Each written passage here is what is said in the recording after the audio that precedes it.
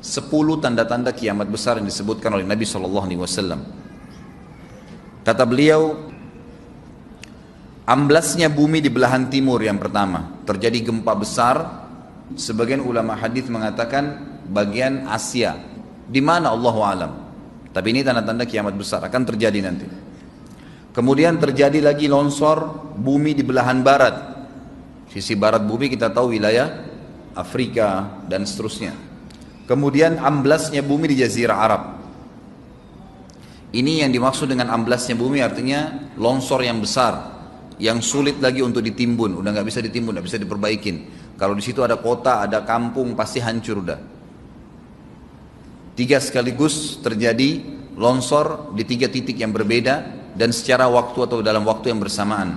Ini sudah selangsung 3 tanda-tanda kiamat.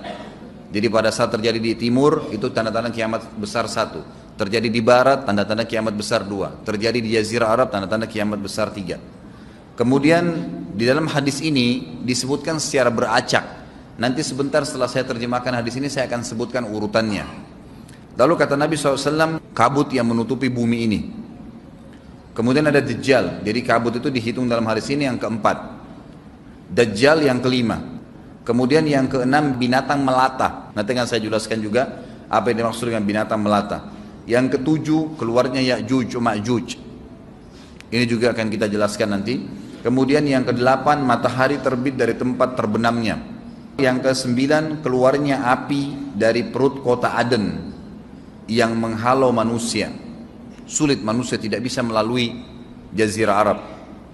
Kemudian yang ke-10 turunnya Isa putra Maryam. Turunnya Isa putra Maryam. Tentu saya katakan tadi hadis ini disebutkan dan disepakati oleh para ulama sifatnya teracak. Karena cukup banyak dalil-dalil yang lain yang mengurut kejadian ini. Urutan yang pertama dari 10 ini adalah keluarnya Dajjal. Ini urutan pertama. Dajjal, jemaah sekalian, adalah diambil dari kata-kata Dajjalah yang berarti kekacauan. Ciri-ciri Dajjal disebutkan dalam banyak hadis yang sahih adalah mata kanannya yang paling pertama rusak seperti anggur kering. Kata Nabi SAW dalam hadis sahih, ketahuilah Dajjal buta mata kanannya dan Tuhan kalian tidak buta, karena dia akan mengaku sebagai Tuhan. Kemudian dia orangnya memiliki kulit yang kehitam-hitaman serta memiliki dahi yang lebar. Setiap orang beriman bisa membaca di dahinya tertulis 3 huruf kafara. Semua orang yang ngerti tulisan Arab, tidak ngerti tulisan Arab akan bisa tahu dan baca itu kafara, kufur. Rambutnya keriting dan orangnya tinggi besar. Kata Nabi SAW, kalau kalian dengar Dajjal keluar di satu lokasi, maka menghindarlah. Walaupun kalian harus lari ke gunung, dia akan keluar membuat kerusakan selama 40 hari. Kata Nabi SAW, 40 hari itu sehari seperti setahun, sehari lagi yang kedua seperti sebulan, hari yang ketiga seperti sepekan, dan sisa harinya seperti hari kalian. Dia akan keliling muka bumi semuanya, dan kata Nabi SAW, seluruh bumi ini akan dimasuki oleh Dajjal. Tidak tertinggal satu lorong, gang, jangankan kota atau desa, kecuali Dajjal akan masuk ke dalamnya, kecuali Madinah dan Mekah. Tidak bisa dimasuki oleh Dajjal. Kata Nabi SAW dalam hadis sahih, karena di setiap pintu gerbang Mekah dan Madinah malaikat menghenuskan pedangnya dan menghalau Dajjal sehingga Dajjal tidak bisa masuk. Pada saat dia tiba di Palestina, waktu yang bersamaan di kota Madinah berkecamuk. Kaum muslimin sepakat semua keluar untuk mengejar Dajjal dan membunuhnya. Keluar dari kota Madinah satu orang yang namanya seperti namanya Nabi Muhammad SAW, Muhammad bin Abdullah, dan dia dari turunan Nabi SAW juga. Dan orang ini punya julukan Mahdi, dikenal dengan Imam Mahdi. Inilah tanda-tanda kiamat yang kedua. Pada saat dia tiba di Mekah, dibaiatlah oleh banyak kaum muslimin, tidak disebutkan jumlah pasukannya, maka terbentuklah pasukan jihad yang mengejar Dajjal menuju ke Palestina. Lalu keluar tanda-tanda kiamat 3, langsung berentetan semua. Tanda-tanda kiamat besar yang ketiga adalah pada saat pasukan Imam Mahdi dengan pasukan jihad itu tiba di Darul Bayda namanya. Hadis menyebutkan di menara itulah, di masjid itulah Imam Mahdi mampir sholat asar bersama pasukannya. Dikatakan Isa alaihissalam akan turun sambil memegang kedua sayapnya malaikat, dan dari rambutnya yang basah meneteskan air. Maka dia pun turun, lalu kemudian dia masuk, dan orang-orang pada saat itu mengenalnya kalau dia adalah Isa, dan mereka sudah tahu ini masanya keluarnya Dajjal, ini Mahdi sudah ada, mereka tahu akan turun Isa, sudah ada informasi seperti saya sampaikan ke Bapak Ibu sekarang, itu muslimin di zaman itu sudah tahu semua. Sholatlah mereka, kemudian mereka menuju ke Palestina. Ringkas cerita adalah Nabi Isa alaihissalam akhirnya tiba dengan pasukan mujahidin di depan pintu gerbang Babulut. Dajjal mengatakan, bukakan pintu gerbang, mereka tidak akan mampu melawan kita karena pasukannya mereka banyak memang. Maka Dajjal dengan sombongnya menunggu di depan pintu gerbang. Pada saat dibuka, Dajjal kaget melihat ada Isa alaihissalam. Dan pada saat itu kata Nabi SAW, Dajjal faham kalau sudah tiba ajalnya. Begitu melihat Isa alaihissalam, dia lari dan badannya sambil meleleh di depan para pengikutnya. Pada saat Dajjal mati, pengikutnya pada ketakutan semua. Mereka anggap Dajjal Tuhan, mereka anggap Dajjal orang yang perkasa lah, orang yang kebal lah, beragam macam kelebihan. Mereka kaget pada saat mati, maka bertebaranlah mereka dan akhirnya mereka sembunyi di bawah pohon dan di atas batu. Kemudian batu dan pohon akan memberikan penjelasan, hai muslim ini Yahudi, bunuhlah. Maka dibunuhlah pada saat itu mereka. Lalu Nabi Isa alaihissalam memimpin di muka bumi, dan kata Nabi SAW, pada saat itu Islam, agama Islam yang dibawa oleh Nabi SAW akan masuk ke semua rumah di muka bumi, gak tersisa. Satu dunia ini semuanya Islam. Hadis sahih. Maka Nabi Isa alaihissalam memimpin pada saat itu, disebutkan dalam hadis 40 tahun dengan ketenangan, menerapkan hukum Islam. Semuanya beriman kepada Allah subhanahu wa ta'ala dan menjadi muslim. Setelah itu keluar tanda-tanda hari kiamat besar yang keempat, yaitu keluarnya Ya'juj dan Ma'juj. Nabi SAW sebutkan ciri-ciri mereka. Mata mereka sobekannya kecil sehingga mata mereka kelihatan seperti sipit, tapi bola matanya besar.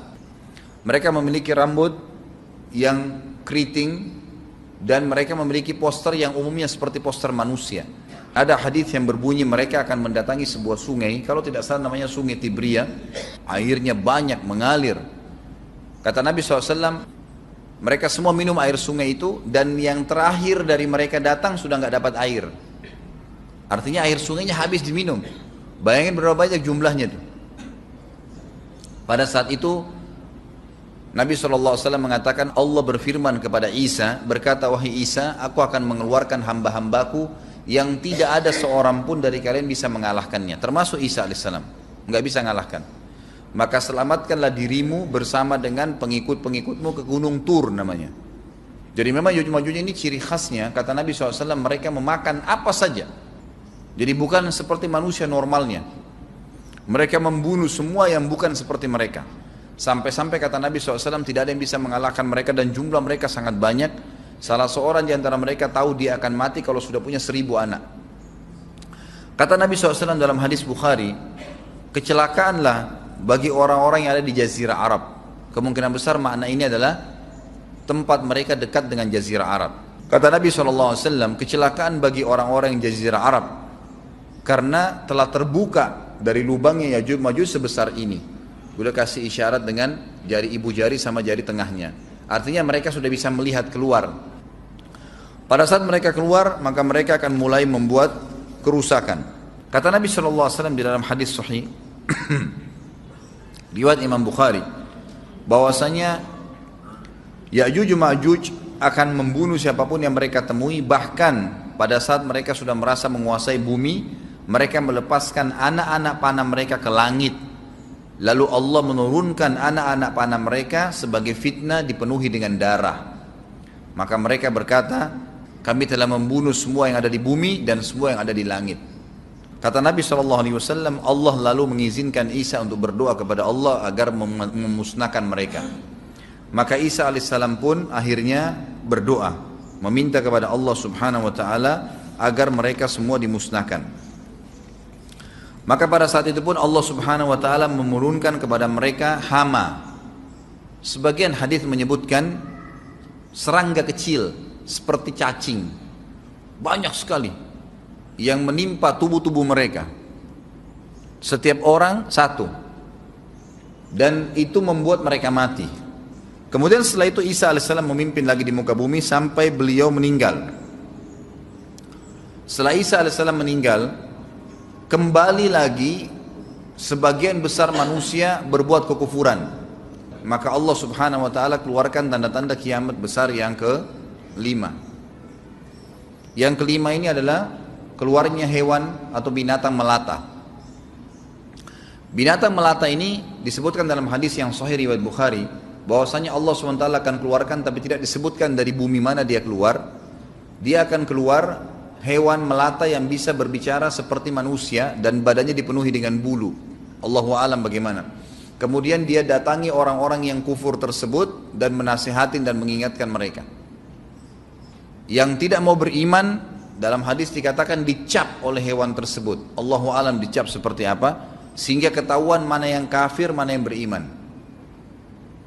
Terus dia keliling di muka bumi tapi tidak disebutkan berapa lama.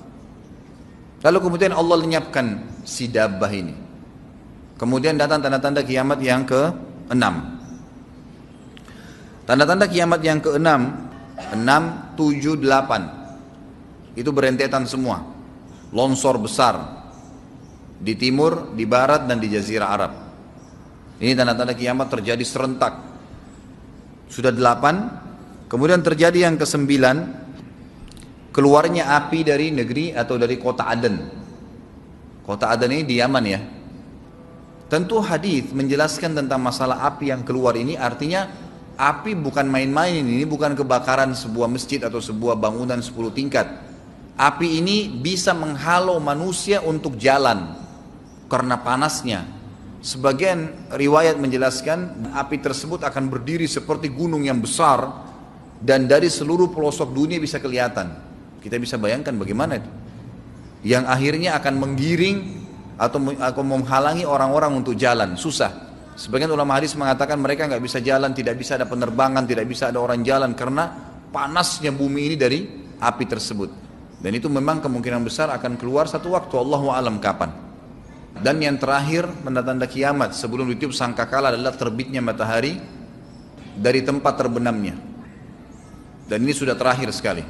Makanya kata Nabi SAW, taubat akan diterima sebelum matahari terbit dari tempat terbenamnya. Artinya selama yang lain itu masih ada, masih bisa taubat. Kalau sudah itu, sudah sulit. Ini tanda-tanda kiamat. Sebagian ulama memasukkan tanda-tanda hari kiamat kecil, ada yang masukkan tanda-tanda kiamat besar. Ada dua hal. Yang pertama itu adalah keluarnya Dzu Suwakatain. Ada orang dari negeri Habasyah dikenal dengan Dzu Suwaka. Dzu Suwaka ini sak artinya betis. Diberikan julukan Dzu Suwaka karena betisnya sangat kecil. Orang ini, Bapak Ibu sekalian, kata Nabi SAW akan menghancurkan Ka'bah. Dan kata para ulama pada saat itu memang manusia sudah sunyi, nggak ada lagi yang datangin Ka'bah. Orang-orang sudah lalai gitu kan. Keluarlah orang ini. Makanya sebagian ulama masukkan dia tanda-tanda kiamat sebelum terbitnya matahari dari tempat terbenam. Ditambahkan ini yang ke-11 atau ini yang ke-10, terbitnya nanti kiamat yang ke-11. Kata Nabi SAW, dia akan mencabut batu-batu Ka'bah satu persatu sampai rata dengan tanah. Dan saya sedang dilihatkan oleh Allah sekarang bagaimana pada saat dia mencabut batu itu. Hadis sahih riwayat Bukhari Muslim. Yang terakhir, yang kedua, yang berhubungan juga dengan tanda-tanda kiamat, ada yang memasukkan kiamat kecil, tapi ini lebih dekat dengan kiamat besar. Orang yang terakhir meninggal itu adalah orang dari asli suku Madinah yang sedang mengembala kambing. Kata Nabi SAW, orang yang terakhir meninggal dari kalian kalangan manusia, semua orang sudah mati tinggal dia sendiri, tapi dia nggak tahu.